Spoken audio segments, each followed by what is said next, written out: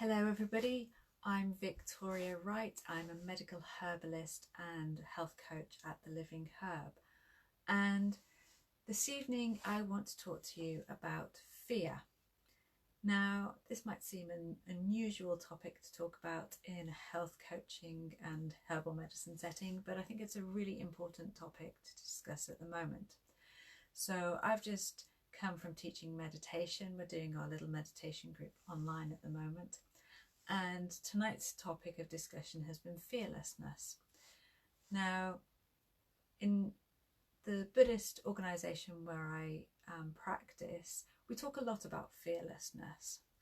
And as I was saying this evening, when we tend to think of fearlessness, we tend to think of some, big butch burly guys who, go out ready to fight, and there is like no fear at all. And actually what I want to talk about is something slightly different. Now, we're in a situation at the moment where there is a lot of fear around. We see this on the news, in the way the news is presented. It instills a sense of fear in us. We see it in people's actions. We've seen it in the toilet roll buying. That kind of panic buying of food, it comes from a place of fear. And that can be quite difficult because it's a way of trying to put some control around our environment. We're in a situation where we have no control, and we spend a lot of our time trying to be in control all the time. And when an extreme situation like we're in at the moment comes along, we realise exactly how little control we have. We're here on this planet for just a short space of time, and we like to live our lives as if we have, as long as the universe has existed, when the reality is we have a very, very short space of time to live.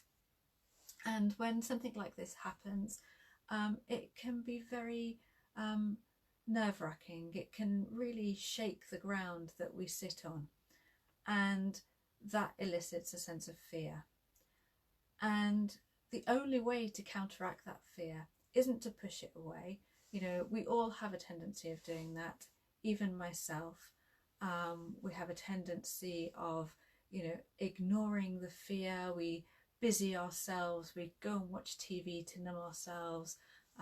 In times of being able to go out, we would go down to the pub and have a few drinks in order to be able to numb that sense of fear. But the reality is that doesn't make the fear go away. In meditation, we talk about not adding or taking away from our experience. So we're talking about not pushing away the fear, not ignoring it, acknowledging that we're in a scary situation, and that can be very difficult. But equally, it's not adding to it. It's not getting wrapped up in the news and getting wrapped up in horror stories and constantly reinforcing that sense of fear.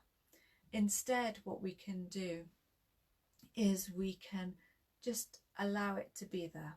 We can acknowledge that we feel scared, and you know what? That's absolutely fine. It is the most natural thing in the world to feel at the moment. And if we can just take a moment of going, yes, this is a really, really scary situation, and right at this moment I feel scared, and just allow it to be there.